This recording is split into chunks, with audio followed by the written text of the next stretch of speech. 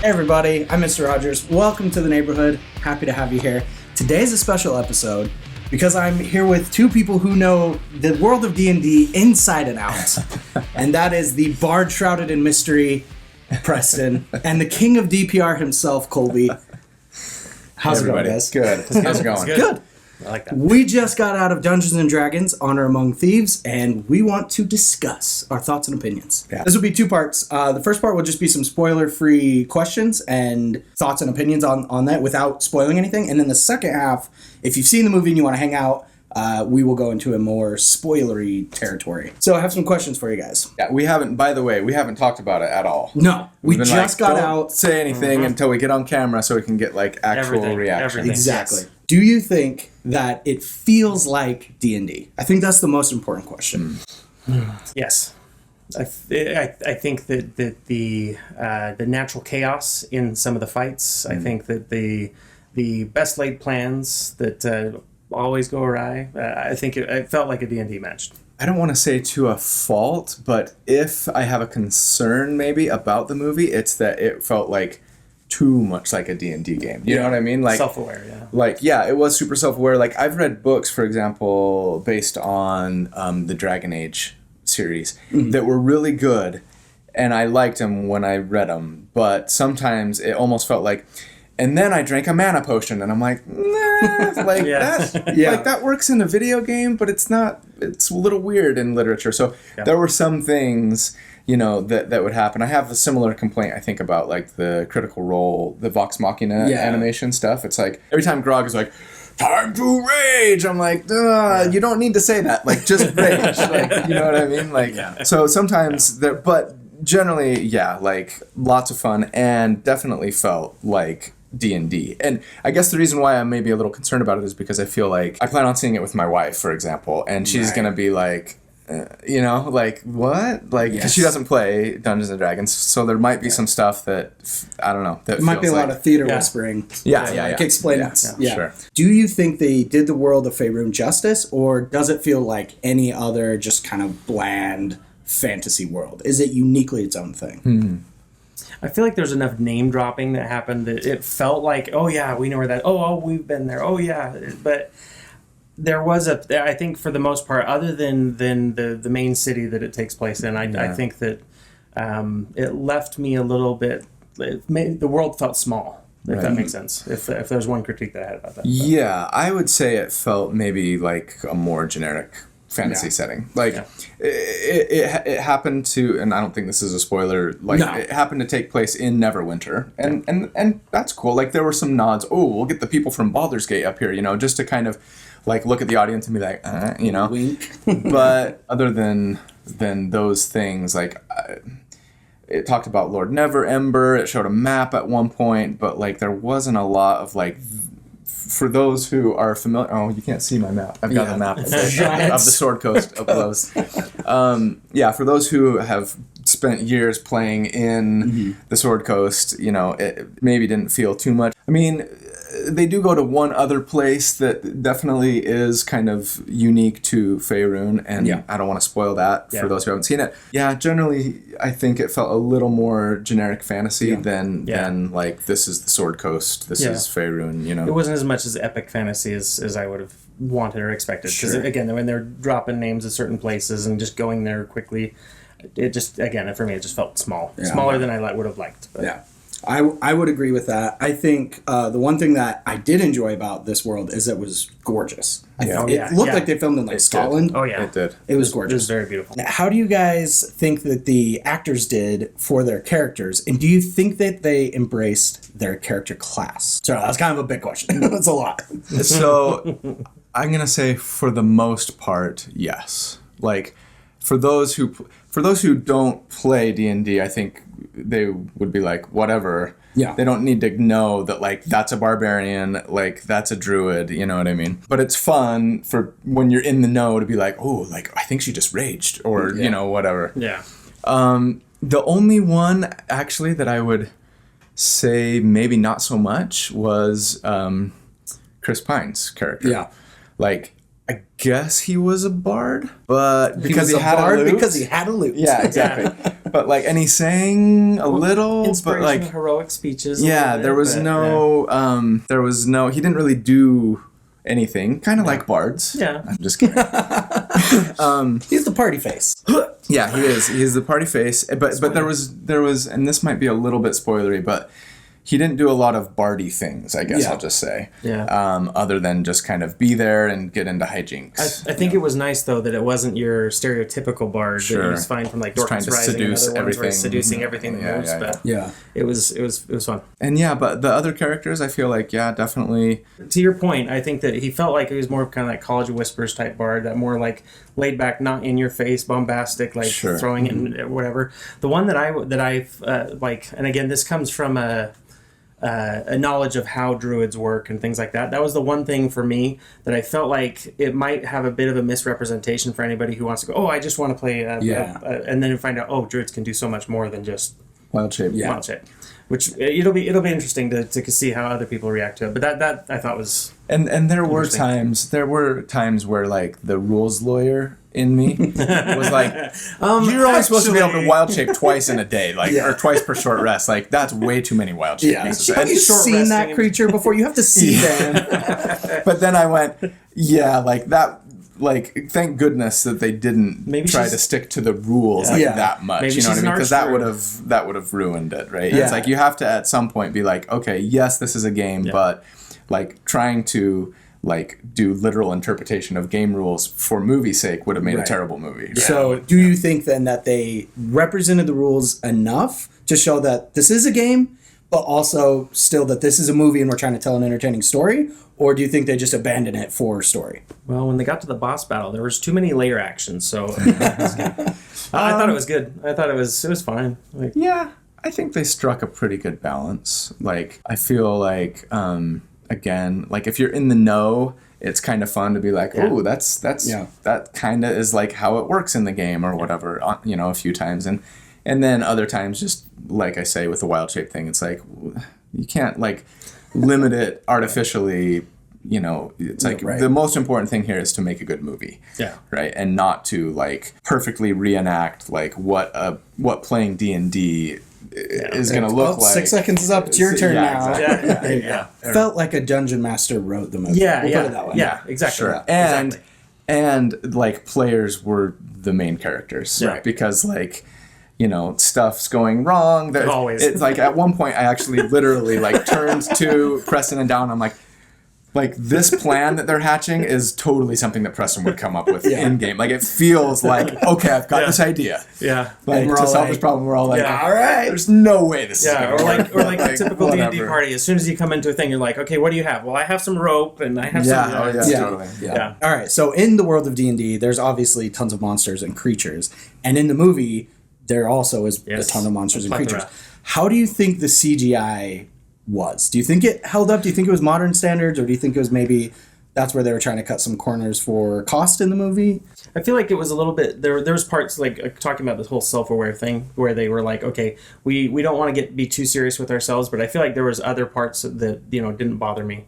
But with the practical effects, some of the things I was impressed with how many things they did practically in there. Again, but that's where I was kind of the give and a take, because some of those practical effects were a little distracting in the fact of like they were a little bit more stiff, and they probably you could tell they didn't have as much budget as a larger like a Marvel kind of Marvel movie or something would have had. I tend to not be like super critical of like CGI. I've noticed about myself, like I'll watch a movie or a show and be like, oh, that was good, and then I'll see a review and people will be like, oh, the CGI, and I was like, was it bad? Like maybe I didn't pay close enough attention. So it never, to me, it didn't Wasn't feel distracting. bad. Yeah, I don't remember ever like taking me out of the moment. Maybe with one or two exceptions, where it just kind of felt like that feels a little wonky. How about you? Yeah, I would say the larger creatures that were like big set piece creatures were really well done. Yeah. I think there was a few like kind of minor things that looked a little bit weird. Sure. But the big things that mattered were great and they looked good. Yeah. The ones that were up close on the screen, they felt like they were in the world and they were a real I will say I don't think they did as good a job with hobbits as Peter Jackson. Yes. It was like that was a little tongue-in-cheek. Yeah, that looks a little They tried to sus. pull that same perspective magic, They but did. it just looked a little weird. It looked weird. It was like, I don't know. They weren't doing it right, or they were or the dimensions were off. Yeah. Like the halflings were like too small. Yeah. There was something going on where I was like, that just feels weird. odd. Yeah. And as a resident, real life hobbit, I felt like we were the butt of the joke. I'm more dwarf, right? I did, however, like the designs on dwarfs. So it was interesting, different take on how dwarves might look in. Yeah, it was fantasy. Peter Jackson-esque, but not so much that it looked like Everyone's Thrain super or stocky, Thorin yeah, or whatever. yeah. All right, so probably the second most important question: does it have your stamp of approval? And on a score from 0 to 20, because obviously it's D&D, where would you rank that? Is it a crit? Is it a crit fail? Somewhere in the middle? Well, true to my normal dice rolling, I was fully expecting a nat 1. But I'd say it's probably sitting about a 15, 16 out of 20. Okay. Yeah, I would say it's a hit, not a crit. Yeah. I'm giving it. Oh, yeah. Maybe something along those 16, lines. 17, maybe plus Yeah, 2. yeah. 12 with a +4 to With hit. advantage. For sure entertaining. I think maybe a little more entertaining for people who play D&D. Definitely, And it definitely. did feel like, to their credit and potentially detriment, I suppose, like it felt like a movie made for people who love D&D. Yes. Like first and foremost. Which should be everybody. And then they kind of tried to go, okay, now let's reel that back a little bit to see if we can broaden our potential scope of our potential audience, right? But I would say like definitely a hit, maybe a dirty 20, Their next but movie not a nat 20. that's inevitably going to happen can roll with advantage. There we go. They got inspiration. Perfect. What about do you you? think? I think about the same. Probably like a 15, 16. Like it was really good. There's a few things maybe that could be better. A little bit of like plot, like okay, for the sake of plot, Yeah. sure.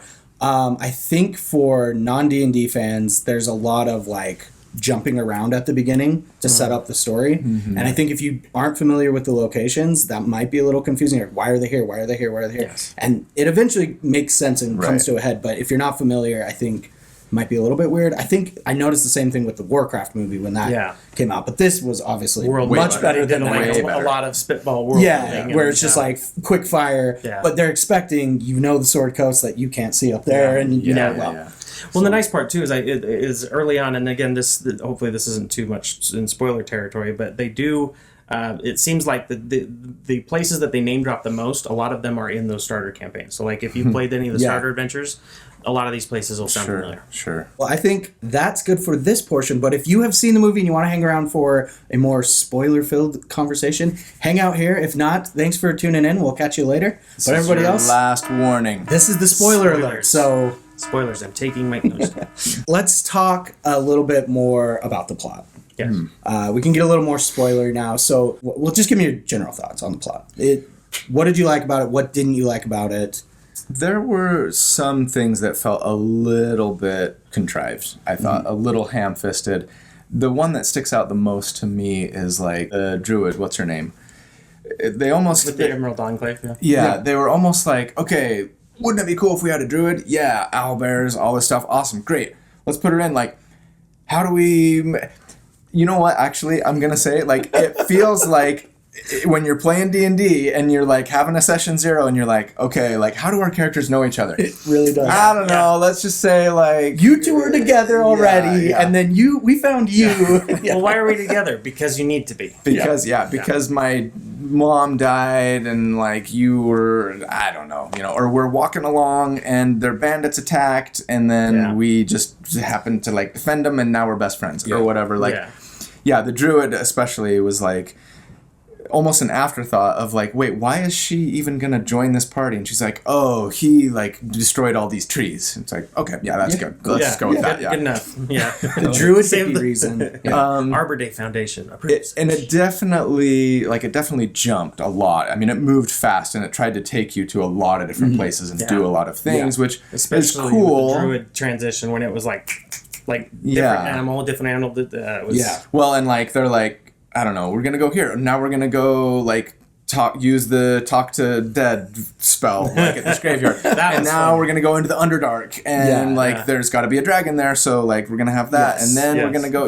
It's like they built the set pieces and then wrote the movie to hit all the set pieces. Yeah. Again, it felt sort of like a module that you would play, and it's like, okay, you're gonna start off like in this prison, and you got to escape, and then you and they took something that maybe might take a party of 4 a year to play through, and like crunched it down into 2 hours. You know what I mean? So it's just like boom, boom, boom, boom, boom, boom, boom, boom. Yeah. So again, like good on them for making it kind of feel like an actual D&D campaign. Right.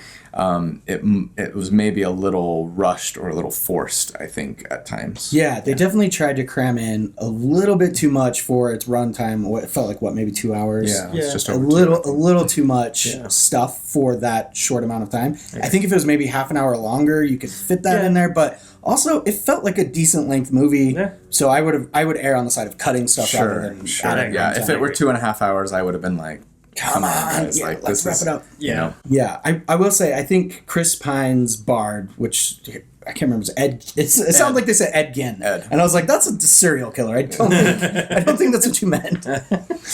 So I don't know what his actual name is. I'll have to look it up. But Ed, this character, Ed, I think he had the best backstory, the one that made the most sense. And it makes sense because he's the main character, right? So you're driving it. But there is no main character when you play D&D. Right. So it was kind of like this weird, like, wait a minute. Okay, you're the main character. Got it. All right. And his plot, very fleshed out. His backstory, very fleshed out. And I appreciated the nod to him joking about his backstory. Yeah, like, he really needs to be wait, here. I need to tell my backstory. That was good. Funny. Yeah. And I loved, sorry, this is not a question that you asked, but I did enjoy like all of the different nods, like the races. They had Aarakocra, Dragonborn. Yuan-ti, I know. Yeah, Yuan-ti, like... even the Tabaxi, that was just kind of cool to be like, okay, this feels like a D&D world. And so maybe to your earlier question when you were asking, does it feel like, the Sword Coast a uniquely thing?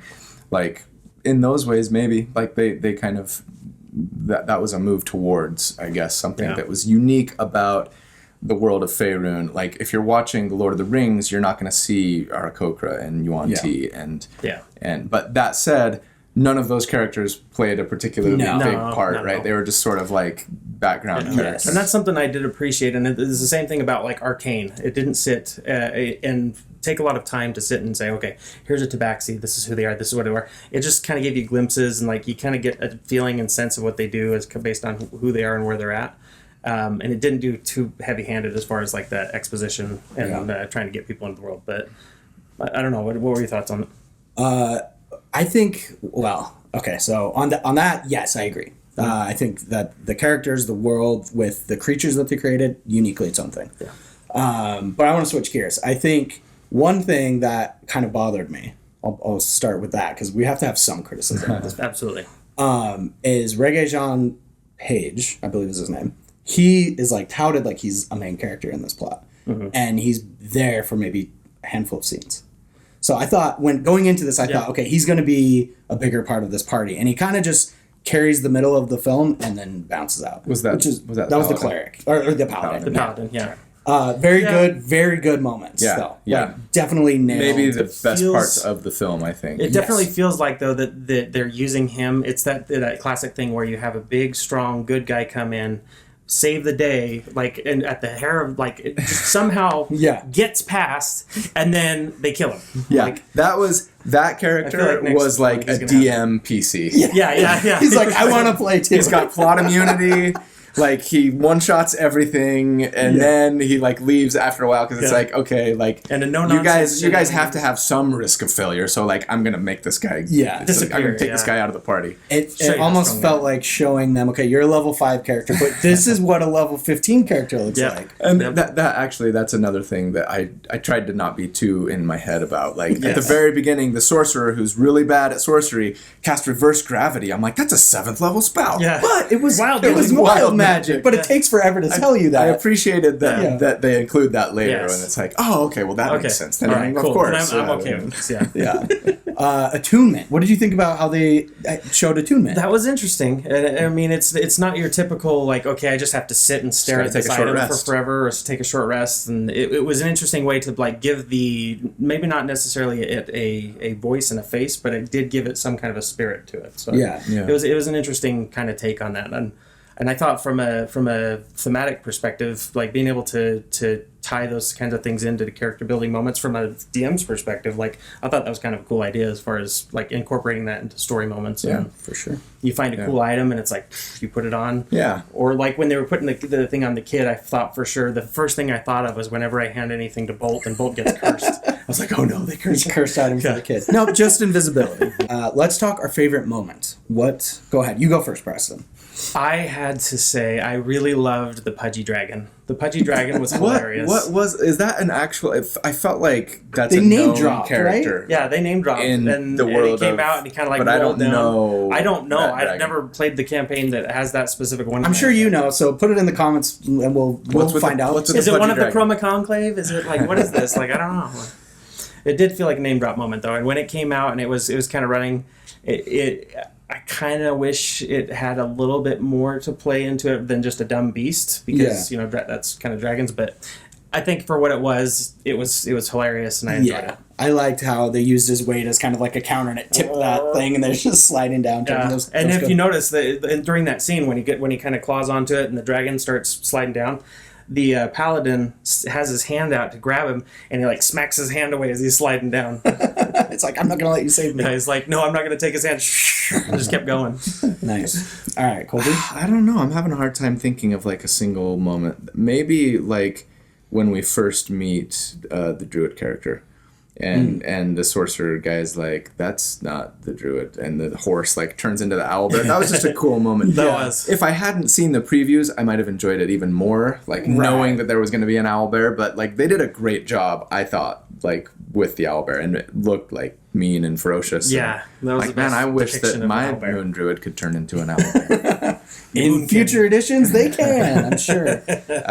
So yeah, I don't know. That was cool. Well, Yeah. I have two. I have the one that comes to mind first is the Speak with Dead. Yeah. And I think it's because it's like a huge comedic relief moment. Yes. It was. And they become the most like gamey. It's like you have 5 questions. Like why 5? That seems so That seems- contrived. that seems really it's arbitrary. Yeah. Yeah. It was awesome. That So was I hilarious. enjoyed that, and it played off to great effect. It felt like Hellboy when that kind of interaction and stuff that happened. I really like that the practical effects that they brought into that. Like they Yeah. looked really good. Yeah. The skeletons were great.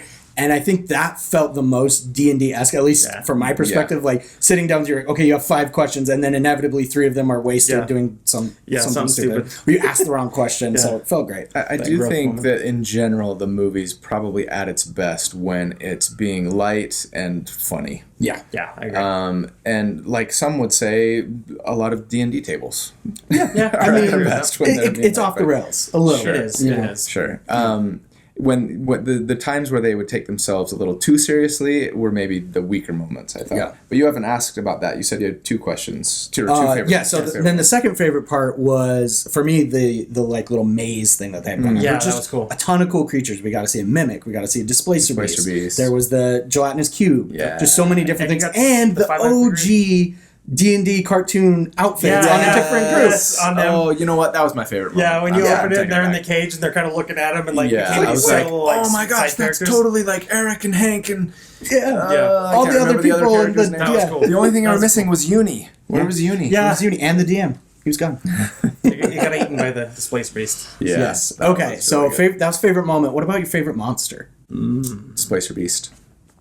Yeah, I think the way that they did, like I've always thought of Displacer Beasts as a pretty formidable foe, but I don't know that they ever felt like the way that they depicted them in like that subterfuge and like, okay, look Yeah. over here, and then it comes and gets you from the side. It was very reminiscent of was Jurassic Park with the Climate Velociraptor. Ground. Yes, Yes. from the first Jurassic Park. Yeah. Yeah. That or maybe the gelatinous cube actually Yeah. was really cool. I guess the Displacer Beast is the one that stands out the most to me. Yeah. I feel like Yeah. the Red Dragon was another one, but Yeah. What was your favorite? Oh, my favorite Displacer Beast. Yeah. I mean, yeah, Displacer pretty Beast good. all the way.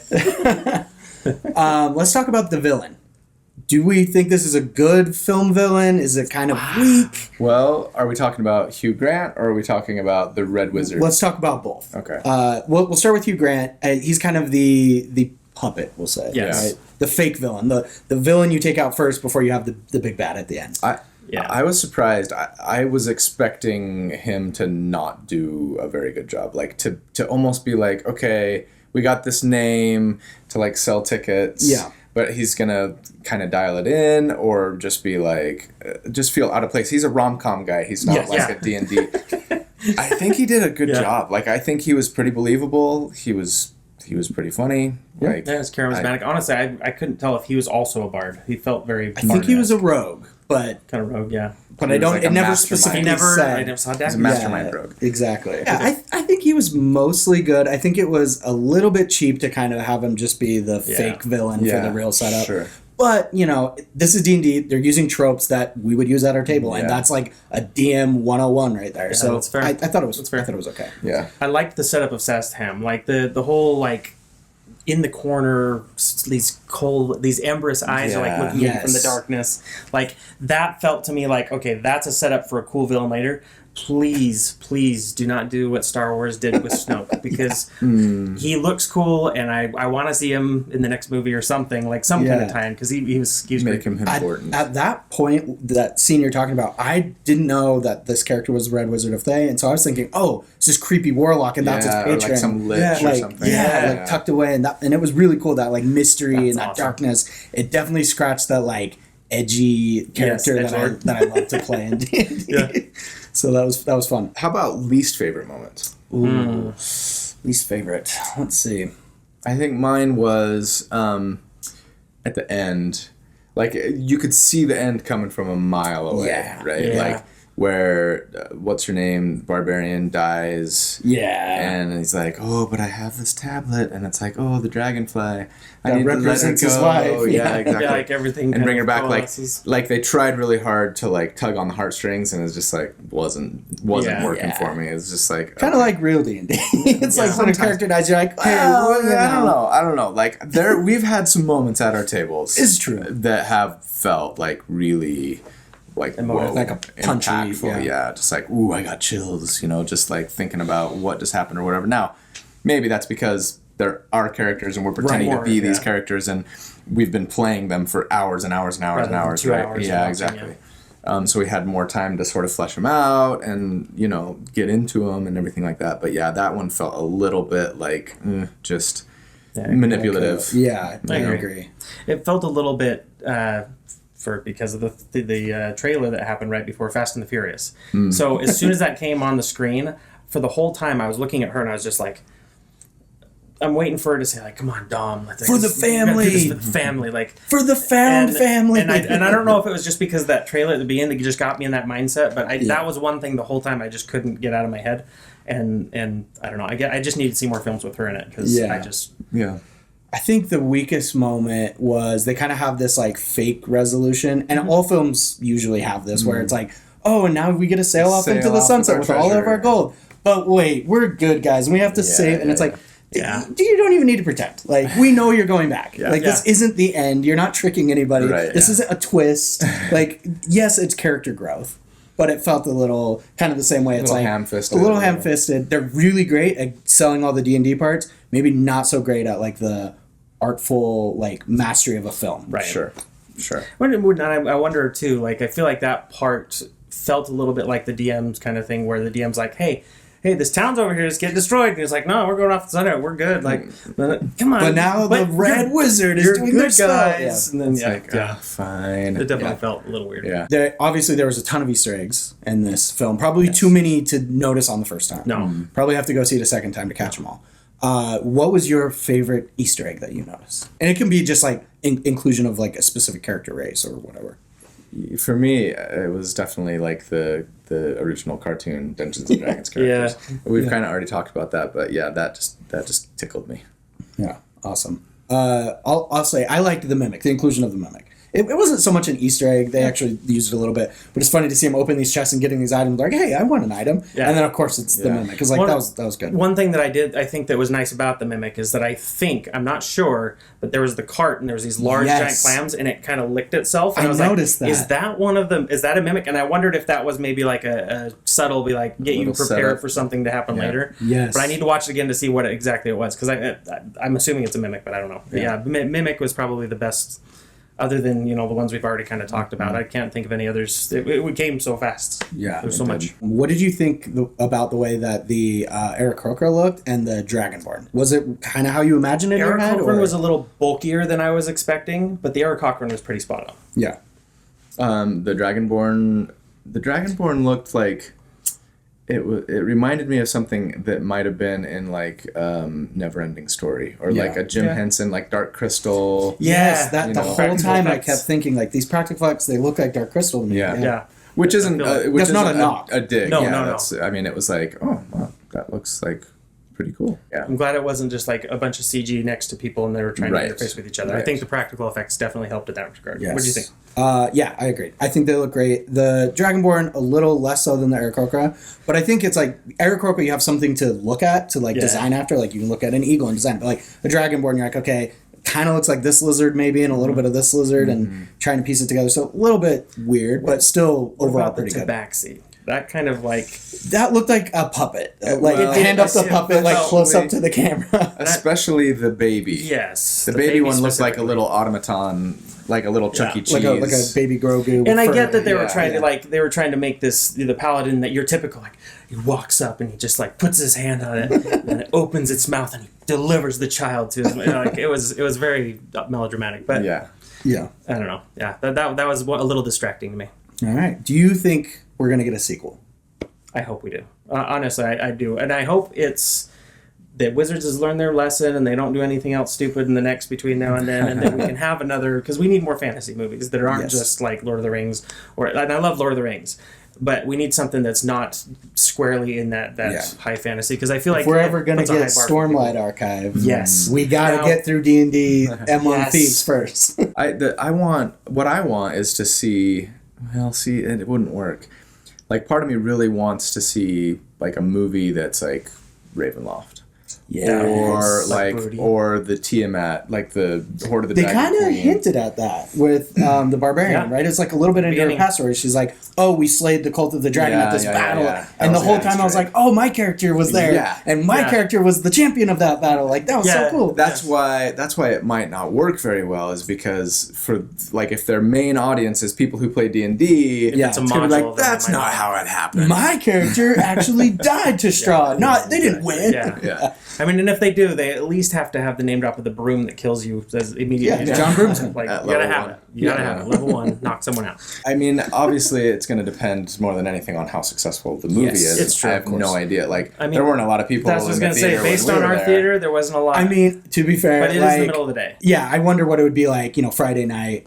8 o'clock. Sure. Is that a packed theater, or is it... That's or like even opening night, because like my wife, she was showing me some photos of one of the gals she follows that does like cosplay and makeup and stuff like that, and they did some really cool stuff for like opening night and got to be invited and see those kind of things, and that's cool. I mean, I'd like to see it be successful, but I'm wondering to the question of, is it too like niche for the mainstream to get it, or is it going to get a lot of bad rap for that? I think like, from a critic's viewpoint, like set aside whether I love D&D or not, I think it's a pretty solid like action comedy. Like it's akin to like Pirates of the Caribbean. Yeah, pretty fun, lighthearted, or like the Jungle Cruise with the Rock. Like it's kind of fun. What's the Rotten Tomato score going to be? Like 80. You think that high? Yeah, I think it'll be like 75, 80. I think it'll be more like 60, 70. Yeah. What is it? So far it's 7.6 on IMDb. Yeah, we'll do this on camera. I'm gonna look up the Rotten Tomato score. Not that it matters. I'm just curious what they're sitting today. And obviously, the more reviews that come in, this score is going to drop a little bit. It's sitting at 90%. So I think that's maybe a little bit high. Sure. That's with 196 reviews, and the audience has given it 92%. Which, I would expect the audience to give it a higher score because they're us. They're people who played the game. You know. So that's actually a lot higher than I thought, but we will see if that holds. I mean, if nothing else, kudos to everyone involved in the film for doing something that was like they seem to actually take the content seriously and not just be throwing out some garbage and slapping a Dungeons and Dragons name on it like the last movie. Yeah. That It's came not out just a bunch of 10 years. Jeremy Irons, why? You're so much better than that. Yeah. It actually seemed to even be if you're low budget or anything else, you can still make a good movie. We're gonna do both fan service and try to try to capture, try and actually tell an entertaining, good story, even if you don't know anything about it. And it could be a lead-in, like just like with Stranger Things and seeing some people get into like asking, hey, what is D&D? Yeah, exactly. It could be just another hook to get other friends playing. Kind of backtrack a little bit. I think the plot warrants a sequel because we have, it feels like a setup. We have a setup for the big bad to come in later. Yeah. But I almost would rather have a sequel with new characters, right? Like a new campaign. Maybe Chris Pine is in it with a new group of people, like he's moved on to something else or whatever. But I'd like to see a different part of the Sword Coast. Maybe we're getting go down to Baldur's Gate. Gate or even Waterdeep. Yeah. I think that's what I would like to see if they do a sequel. Yeah. I mean, Jumanji. If they're gonna bring Chris Pine back, I want to see him be like more of a bard. Yeah, like because it learned some magic. They kind of like they were a little bit making fun of. It was a little self deprecating, but like at one point she's like, "What do you do?" He's like, "I make the plans." It's like, "What do you do?" Like you hit stuff with your loot. And how does that loot not break after all of the things that you hit it with? If you're gonna be a bard, like lean into it. You know what I mean? Yes. Like try and inspire your allies. Like pull out a rapier, once in a while. And try and do some. I think they tried to hint at some bardic inspiration, but they didn't like officially like call it out. Like this, guys, I'm casting bardic inspiration on you, which you don't want to do. Yeah. No. So I thought it was maybe there, but definitely weak for the bard. Definitely. Like if you're a bard lover like Preston is, you're probably a little especially lore bards or like because again they're supposed to be that jack of all trades. But again, I get that they didn't want to suffer from the DC universe where everybody's the same, everybody hits the hardest. Everybody's fast. It's really hard to see like character silhouettes against each other because they're all the same. Right. Yeah, and you got to be careful. I feel like bards are awesome, but it is a little weird that like the way that in the D&D world it's like you play music and magic happens. Like how do you show that? Yeah, and like I don't love, for example, like I'm totally cool with bards in my role playing games. Vox Machina, I'm telling you, Vox Machina, like that's just weird. You know what I mean? Yeah. Like it always takes me out of it when he's like, and like something like it's like it's funny and like whatever, but it's just like if the joke gets old. Yeah, and like if I didn't play D&D and I was watching the show, I'd be like, what is going on here? Like that's like weird. Aerosmith? You know what I mean? Yeah. In the fantasy world? Why is he always playing like all these like hair metal ballads and like it's summoning like purple magic? Like this is just weird. Yeah. So yeah, I don't know. I think I agree with that. I think just make him more of a dandelion. Yeah, exactly. Right? That is the perfect bard for D&D. Is dandelion. Dandelion, or more that kind of like subterfuge or that mystic. Like in Guild Wars, they have those that mesmer type class where you have somebody who's like controller. More like you're like pull a rabbit out of a hat. Yeah, like, hypnotizing people. Oh, that'd be cool. Yeah. I actually thought from watching the trailers that Chris Pine's character was going to be a rogue. And I was just anticipating a rogue, and then he's like got a loot, and I'm like, well, okay. Maybe he's multi-class. Maybe multi-class, yeah. Maybe he just dipped one level into bard. And what's her face? I thought she was more fighter than barbarian. She definitely showed like martial prowess with multiple weapons and multiple armor. She literally puts on armor while fighting, takes it off, switches swords. Like that was definitely fighter-esque. Yeah. But they said tribe, and so then you automatically think, okay, well, like and like the attire is definitely barbarian. I was expecting and maybe hoping for a little more like there weren't a lot of, for lack of a better term, like party combat encounters. You know what I mean? There were some, but it was a lot of like, okay, leave him to me. Paladin kills everything, and then a dragon comes, and they're basically just running from the dragon, right? Yeah. Or like they would have a lot of fight scenes with the barbarian fighter. She would be beating everybody up while they split the party, and that guy's like trying to do this thing, and that guy's trying to do this thing. It's like, maybe it would have been cool to have Could've been, at the yeah. end. I guess the end scene. Yeah, It did, I think yeah. there's probably a deleted scene or two where because it felt like they were slowly getting better at working with each other. Right. You have And that there stumbling. could have or- been a moment where they just acknowledge each other, like, "Dude, that was sweet," and like Yeah. when you do that, Yeah. now I can, and then it like Yeah. shows them do it later.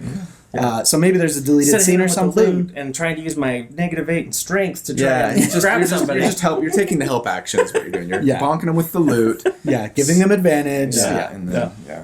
Cool. Well, I think that pretty much covers it. I think we've talked Yeah, about great. basically everything we could. So It's a great movie. thanks for hanging out with us. Obviously, we had a ton of fun watching the show and chatting about it. So Yeah. don't forget to like and subscribe and do all the things to the channels, both channels. Yes. If you're watching this on D4, make sure you go and check out Mr. Rogers Reviews Everything. It's awesome. Become part of the neighborhood. And because he reviews Everything. anime, manga. Am I saying that right? Yeah. Like TV shows, movies, games. Too much stuff. Yeah. But there's a little slice for everyone. So just come check it out. Yeah, cool. All right. All right. Well, thanks for hanging out with us. Okay. Bye. See you guys. Bye.